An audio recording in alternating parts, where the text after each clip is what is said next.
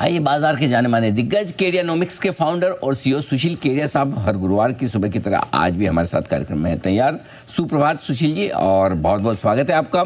धन्यवाद हमें समय देने के लिए। शुरुआत अमेरिका से करते हैं, ग्लोबल मार्केट से करते हैं। मूड माहौल क्या बिल्कुल तैयार है अच्छी खासी कमजोरी और मंदी के लिए? जरा समझाएं सर, क्या है सिचुएशन? अमेरिका हो यानी नैस्डैक, S&P, या हमने अभी रिसेंटली फुटसी के भी सारे स्टॉक्स का विश्लेषण किया जो इंपॉर्टेंट स्टॉक्स थे, टैक्स बच गए, तो इंडिसेस पूरे विश्व भर में वैचित्र का व्यवहार कर रहे हैं, विचित्रता का व्यवहार दिख रहा है। एक तरफ ऐसी खराब खबरों के बीच में बाजार घटा नहीं, तो जो खबर के विश्लेषक हैं या मनोवैज्ञानिक हैं, बाजार के मनोवैज्ञानिक भी बहुत है, हर आदमी के पास मनोविज्ञान है अपना, मतलब खराब खबर को तो बाजार पचा गया। हम चार्ट वाले जो हैं, चार्ट के अंदर सारे distributive pattern, top out pattern होके भी वो पैटर्न एक्सटेंड हो रहा है, घट नहीं रहा है बाजार। तो क्या फिर ये खबरों की विषमताएं कम होंगी जब, और ये बाजार ऊपर टेक ऑफ हो जाएगा? उस चीज की संभावना बहुत कम है। कैसे मैं कहता हूं बहुत कम है? कि जब इंडेक्स धोखा दे रही है, इंडेक्स में ना पैटर्न काम कर रहा है ना खबर काम कर रही है, मतलब खबर देख के जिसने बेच दिया, पैटर्न देख के जिसने बेच दिया, कोई बाहुबली ने पकड़ रखा है इंडेक्स को, तो फिर हम क्या करेंगे? Devil is in the detail. तो हम हर एक मेजर इंपॉर्टेंट इंडेक्स के टॉप 25-30 स्टॉक्स के अंदर गए। लास्ट गुरुवार को शायद आपसे बात हुई कि फुटसी के अंदर में मेरे को टॉप 25 में से एक भी ऐसा स्टॉक नहीं दिख रहा है जो आने वाले साल भर में 30-35% न गिरे, कोई कोई तो 60% भी गिरने को तैयार है। तो इंडिविजुअल स्टॉक्स की जो डिटेलिंग है वो नैस्डैक में भी वही पिक्चर है। नैस्डैक में एक एप्पल को छोड़ दो अगर आप, तो टॉप 25 स्टॉक में जिसको मर्जी आए उठा के ठोक के बैठ जाओ, शॉर्ट करके बैठ जाओ, वैसी चार्ट है। सिमिलर पिक्चर S&P में है। तो अनिल जी, इन बड़े विरोधाभासों के बीच सिर्फ एक फोरकास्ट देते रहना, जबरदस्ती की ताकत लगाते रहने से अच्छा है इंडिविजुअल स्टॉक्स में ज्यादा काम करे। पर फिर भी अगर ये ऑक्यूपेशनल हैजार्ड है, हमारे से अपेक्षित है कि हम कुछ लेवल्स बताएं, तो जो भी बाजार बता रहा है नैस्डैक के अंदर, मतलब एनी टाइम यहां से और 50-60 पॉइंट नीचे बंद आते के साथ सेल का ट्रिगर आ जाएगा, आता नहीं है, बार बार पोस्टपोन हो रहा है, एक महीना गुजर गया। तो अमेरिका के बाजारों में अगर वॉलेटिलिटी पे जाता हूं, कहीं तो कोई सहारा मिले, कहीं से तो कोई क्लैरिटी मिले, तो वॉलेटिलिटी इंडेक्स एक्सट्रीम ओवरसोल्ड होके अब परकअप करना शुरू कर चुकी है, पर अभी तक क्लियर अप ट्रेंड स्टार्ट नहीं हुआ है, एनी टाइम हो जाए। मैं अगर डॉलर इंडेक्स पे जाता हूं, कंप्लीटली स्मैश्ड आउट होके, एक्सट्रीम ओवरसोल्ड होके, अब उसके अंदर में एक बॉटम फॉर्मेशन हो चुका है, उसका अंदेशा बन रहा है। मैं फिर आऊं अगर बिटकॉइन पे और क्रूड पे, तो बिटकॉइन रिस्क ऑफ और रिस्क ऑन का सबसे श्रेष्ठ इंडिकेटर है। इसमें क्रूड वाली स्कैरसिटी या जियोपॉलिटिक्स के कारण कोई स्ट्रेस वाला फैक्टर नहीं आता है, ये प्योर रिस्क टेकिंग का इंडिकेटर है। तो बिटकॉइन में लगता है चार्ट साफ है वहां पे बिल्कुल कि $1,10,000 से ऊपर जाए बिना वापस ये 65,000 की तरफ आ जाए। तो एक बार रिस्क ऑफ आए, और अगर क्रूड में मैं पिछली बार चूक गया था, आपके प्रश्न जो बड़े सटीक होते हैं, बहुत ध्यान से आपके प्रश्नों को सुनने की जरूरत है, ये मुझे महसूस हुआ। $64 की क्रूड में अब मंदी नहीं लगती है। कभी भी कोई पुल बैक आता है नीचे, तो 64 का स्टॉप लॉस रख के लाइट क्रूड पे 65, 65.5 में अब तेजी का ही रुख बनाना चाहिए। क्रूड की स्कैरसिटी बनी रहेगी, तो चाहे ये मिडिल ईस्ट की scarcity, middle east driven scarcity बढ़ेगी घटेगी नहीं, यही क्रूड की चार्ट बता रही है। तो चाहे जियो पॉलिटिकल स्ट्रेस, डॉलर का रिबाउंड, बिटकॉइन से रिस्क ऑफ का जो सेंटीमेंट रिकन्फर्म हो, इंडिविजुअल सारे स्टॉक्स जो हैं टॉप 25-30 स्टॉक्स हर एक इंडेक्स पे वर्ल्ड की, बिल्कुल बढ़ने की जगह नहीं है उनमें। इन बातों को ध्यान में रखते हुए मेरा बायस बेच के लेने का रहेगा, पर फिर भी इंडिविजुअल स्टॉक्स में जहां चाहे 1 साल के होराइजन पे बाई के सिग्नल है, चाहे 6 महीने पे, चाहे 2 महीने पे, तो हमें उनको भी रिस्पेक्ट करना पड़ेगा। लॉन्ग टर्म चार्ट्स अपनी जगह है, शॉर्ट टर्म चार्ट्स और शॉर्ट टर्म ट्रेंड्स अपनी जगह है। भारतीय बाजारों के लिए भी दोनों समझाएं सर, क्या लॉन्ग टर्म ट्रेंड कमजोरी वाला बरकरार है, और क्या शॉर्ट टर्म ट्रेंड में कोई फिर उछाल के संकेत हैं? कैसे दोनों तरह से आप देख रहे हैं निफ्टी और बाकी इंडाइसेस को? तो पीसीआर से अनुरोध है, मेरे स्क्रीन पे लगी इस चार्ट को शेयर करें। निफ्टी की आवरली चार्ट मैं लगा रखी है, चार्ट दिखा के आपके दर्शकों को बताते हैं। तो देखिए, जो अपनी पिछले कुछ सेशंस में बात हुई कि ये देखिए निफ्टी की आवरली चार्ट आ गई आपके स्क्रीन पर। पिछले कुछ सेशंस में जैसे अपनी बात हो रही कि 24,500 के नीचे जाए, यानी ये नीचे वाली पीली रेखा पे 24,555 पर है वो आंकड़ा, थोड़ा सा स्लाइटली बढ़ रहा है, और ऊपर 25,100 की जो बात थी पिछली बार, 25,100 को भी वायलेट करके 25,300 तक जा चुका है। तो 25,300 से लेके 24,500 तक की है जो साइडवेज रेंज है, साइडवेज बाजार है, जब तक ये रेंज के बाहर हम नहीं कदम रखते हैं 24,500 के आसपास तेजी के सौदे ज्यादा करना शुरू कीजिए, 25,300 के आसपास मंदी के सौदे ज्यादा शुरू करना कीजिए, और दोनों ही लेवल अपने अपने स्टॉप लॉस है। 24,500 के नीचे चला गया तो सारी तेजी छोड़ो, मंदी करेंगे। अब आपके उस प्रश्न का उत्तर दूं, देखिए जो 30-32 हजार की हमने निफ्टी पर बात की थी वो भी अपनी जगह इंटैक्ट है, और अगर इस बीच में संसार की परिस्थितियां बदल गई, चारों तरफ युद्ध फैलने लग गई, ये बातें होने लग गई, तो मतलब वो बावड़ों की तरह एक जिद पकड़ के बैठ जाए, डायनासोर बन जाए, नहीं जी हमने तो 32,000 बोला है तो 32,000 आएगा, हमने क्या बोला उसकी जीरो वैल्यू है, बाजार क्या बोल रहा है उसके हिसाब से अपनी सोच अपनी वाणी सब बदलना पड़ेगा, तो 32,000 का भी आंकड़ा आएगा। उस तरह की चाल बहुत सारे स्टॉक्स दिखा रहे हैं, ऑलरेडी वो चाल शुरू हो चुकी है उनमें, पर इन बिटवीन एक बार बाकी वर्ल्ड की सिंपैथी में अगर निफ्टी इंडेक्स वापस 20,500 दिखा देती है तो जो 30,000 की चाल के लिए स्टॉक्स में चाल शुरू हो चुकी है उनको हम बेचेंगे नहीं, और जिन स्टॉक्स की वजह से 20,500 तक निफ्टी जा सकती है हम उनको शॉर्ट करेंगे। तो वो शॉर्ट करने वाला काम अगर 24,500 के नीचे निफ्टी जाती है तभी क्लियर कट इंडेक्स को शॉर्ट करना चाहिए, और अगर 25,300 के ऊपर भी कोई वजह से ब्रेकआउट आ जाता है, ये मौके पे कोई असंभव घटना नहीं है कि ये देखिए लार्जर येलो लाइन को, डीपर येलो लाइन को 25,300 के ऊपर चला गया और कभी 26,000 तक भी इस इंडेक्स को पुश कर दिया, तो डायनामिक होना पड़ेगा।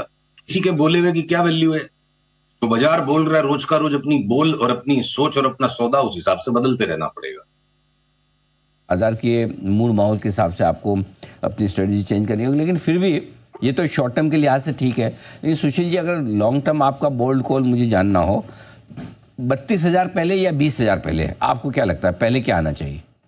आज की तो संसार की परिस्थितियों को देखते हुए और चार्ट्स के स्ट्रक्चर को देखते हुए, खास करके सारे वर्ल्ड की इंडिसेस को देखें, बिटकॉइन को देखें, वॉलेटिलिटी इंडेक्स को देखें, डॉलर को देखें, तो 32,000 के आंकड़े पे मुंह से निकल गया इसलिए उस पर जिद करके बैठना मुझे समझदारी बिल्कुल नहीं लगती है। तो 24,500 के नीचे चल जाए तब इस कॉल को ट्रिगर कीजिएगा। पर हाँ, आपका जो लार्जर एक साइकोलॉजिकल प्रश्न है, मतलब इंडेक्स के ऊपर एक बार वापस नया लो बने उसके बाद ही 32,000 की तेजी करनी चाहिए। But at the same time अगर कुछ स्टॉक्स ऐसे हैं कि जो अब अपने पुराने लो पे जाने को तैयार नहीं और यहां से बढ़ते ही चले जाएंगे, अब जैसे सनोफी है, यहां से 3 गुना अगर हो जाएगा तो मैं 20,000 की निफ्टी का वेट नहीं करूंगा। अगर कोई औरोबिंदो फार्मा के अंदर ब्रेकआउट आ जाएगा, जो भी लेवल है उसके ब्रेकआउट का, तो निफ्टी 20,500 जाएगी, इसलिए मैं औरोबिंदो की पोजीशन बेच दूंगा, ये नहीं होगा। 20,500 निफ्टी भले जाए, औरोबिंदो को अगर 2,200 तक जाना है और अगर उसमें ब्रेकआउट आ गया तो हम उसको पकड़ के रखेंगे। तो मेरा कहने का तात्पर्य यह है कि जिन स्टॉक्स में वो 30,000 वाली चाल का ट्रेंड अगर बन जाए तो ये शॉर्ट टर्म ट्रेडिंग के लिए 20,500 की निफ्टी के चक्कर में वो पोर्टफोलियो बेचना नहीं, शॉर्ट टर्म ट्रेडिंग का खेल अपनी जगह पर सेंटीमेंट का खेल है जो अलग तरीके से हमें खेलना होगा। तो यहां पर आपको शॉर्ट टर्म और लॉन्ग टर्म में दोनों में डिफरेंशिएट करना, फर्क समझना जरूरी है। आपने 2 स्टॉक के नाम लिए, औरोबिंदो, सनोफी वगैरह, ऐसा लग रहा है कि फार्मा स्टॉक्स आपको थोड़े से ज्यादा पसंद आते दिख रहे हैं। इसके अलावा इस बाजार में आपको और कुछ पसंद है शॉर्ट टर्म के लिहाज से? यहां मैं अपनी ही बात का एक संशोधन करना चाहूंगा। अधूरी बात ना अनर्थक हो जाती है, आधी बात खतरनाक हो जाती है, जहर हो जाती है। फार्मा में मैंने 2 स्टॉक्स बता दिए जो लाइक कर रहे हैं, 3 स्टॉक और है जिनको हम शॉर्ट टर्म ट्रेडिंग में निफ्टी 20,500 की चाल के लिए शॉर्ट कर सकते हैं। डॉक्टर रेड्डी ऑलरेडी उसका शॉर्ट सेल ट्रिगर हो गया, और लॉरस लैब्स और बायोकॉन हो सकता है आने वाले कुछ दिनों में शॉर्ट ट्रिगर हो जाए, और हो सकता है कि लुपिन के अंदर में 20,500 वाले भाव पहले ही बन चुके हैं, वो एक तरफा बढ़ता चला जाएगा। तो जैसे फार्मा के अंदर ये 5-6 उदाहरण से मैंने आपको एक चीज स्पष्ट करने की कोशिश की कि हर एक सेक्टर के अंदर, ये सिर्फ फार्मा में नहीं है, हर एक सेक्टर के अंदर अलग अलग स्टॉक्स अलग अलग टाइम होराइजन पर, अलग अलग फ्रीक्वेंसी पर अलग अलग तरीके की चाल दे रहे हैं। अगर स्मॉल फाइनेंस बैंक्स में आपसे मेंटेन करता था कि हम बेचेंगे ही नहीं, तो एयू बैंक 550 वाला आज 750 का भाव हो गया, टारगेट मीट हो गया, चार्ट के पैटर्न सेल के आ गए, लॉन्ग काट के शॉर्ट्स कर दिया, ठीक, वो शॉर्ट हो गया। बट इसका मतलब ये नहीं कि सारे के सारे स्मॉल फाइनेंस बैंक शॉर्ट हो जाएंगे। उत्कर्ष स्मॉल फाइनेंस बैंक थोड़ा सा नीचे आते के साथ दोबारा लेना है, थोड़ा सा ही नीचे आते के साथ, वो एयू बैंक की तरफ हमारा कॉल नहीं कि वो वापस नए लो में जाएगा। उत्कर्ष स्मॉल फाइनेंस बैंक 10-15 रुपया घटते के साथ आपको लेना है जोर से वापस नए हाई की तरफ बढ़ने के लिए। तो उसी तरह से अगर प्राइवेट सेक्टर बैंक्स के अंदर में बड़ी मंदी दिखती है, निफ्टी को डुबाने में प्राइवेट सेक्टर बैंक्स का हाथ होगा। पीएसयू बैंक्स बहुत रिलक्टेंटली, बहुत थोड़े ही घटे हैं, तो हो सकता है एकदम शॉर्ट टर्म ट्रेडिंग करने के लिए, आजकल की ट्रेडिंग करने के लिए, अगले 5 दिन की ट्रेडिंग के लिए हो सकता है एक बार बीओबी, पीएनबी, एसबीआई अब भी अचानक आपकी मेरी बातचीत खत्म होते होते फ्लेयर अप आ जाए तो बड़ी बात नहीं। तो अलग अलग स्टॉक्स या with in each particular sector जो सब सेक्टर्स हैं, वो इंडिविजुअल सब सेक्टर्स अलग अलग धुरी पे अलग अलग काम कर रहे हैं। 9 ग्रह हैं, 9 के 9 ग्रह अपनी अपनी चाल चल रहे हैं। अभी ऐसा नहीं कि सारा ब्रह्मांड एक साथ है। कुछ छोटे सेक्टर से जहां पर आपसे राय लेना चाहता हूं, मसलन रियल एस्टेट, मीडिया, कैसे देख रहे हैं इन सेक्टर्स को आप?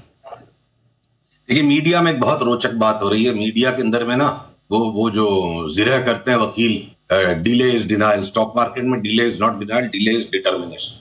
तो एक एक करके मीडिया सेक्टर के सारे ही स्टॉक्स में लॉन्ग टर्म बॉटम आ गया। अब आपकी ऑडियंस वो मार्जिन ट्रेडिंग फंडिंग करके 15 दिन वाला सौदा कृपया न करे। तो 90 रुपए वाला जी मान लो आज 140 तक आ गया।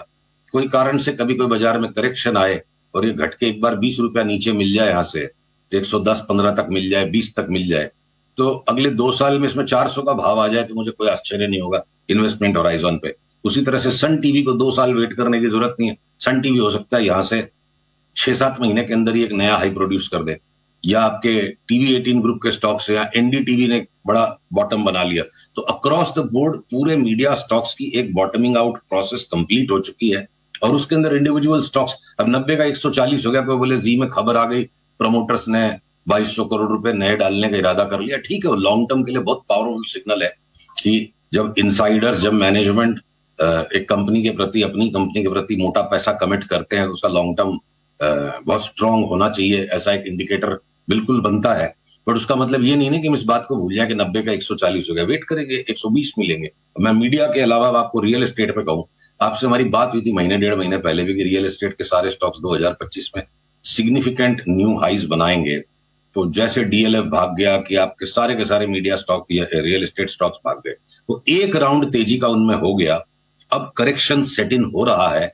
कुछ स्टॉक्स इसमें से हायर बॉटम बना देंगे, पर अगर मान लो लोढ़ा या मैक्रोटेक जैसा स्टॉक 1050 तक गिर जाता है, 1050 तक का करीब टारगेट आता है, 40% नीचे यहां से 1400 का स्टॉक 1050 हो जाए, 1450 वाला, तो हो सकता है मैक्रोटेक को अभी भी हम शॉर्ट कर सकते हैं। कुछ सिग्निफिकेंट स्लाइड दिखता है और वो 1050 वाला वापस 2100 हो जाएगा।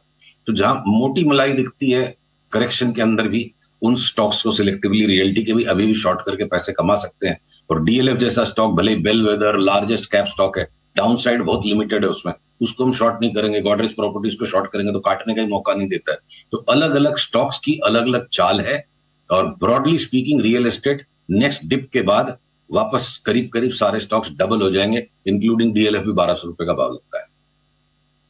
तो सिर्फ तेजी में रहें, ये राय आपके लिए केडिया साहब की तरफ से आती हुई। बहुत बहुत धन्यवाद सर, समय देने के लिए और विस्तार से बाजार के डायरेक्शन और अपने पसंदीदा स्टॉक्स पर, सेक्टर्स पर आपने अपनी राय रखी। शुक्रिया। आपसे अगले हफ्ते फिर मुलाकात होगी। इस बीच 24,800 पर आता हुआ निफ्टी ऊपरी स्तरों से थोड़ा सा फिसलता हुआ दिख रहा है।